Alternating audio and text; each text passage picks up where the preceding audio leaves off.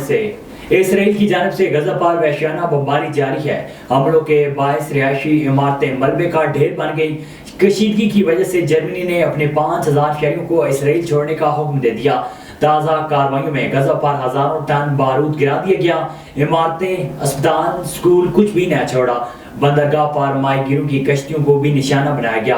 काबिज अफवाज की एक हफ्ते से जारी बर्बरियत के नतीजे में शहीद फिलिस्तीनियों की तादाद 1500 हो गई, जिनमें बच्चों और खवातीन की बड़ी तादाद शामिल है, जबकि 6000 से ज्यादा जख्मी और 3 लाख से ज्यादा फिलिस्तीनी बेघर हो गए हैं। हमास के हमलों के बाद इसराइल में हेजानी सूरत-ए-हाल बरकरार है। इसराइल की वजीर इत्तला अचानक मुस्तफी हो गई।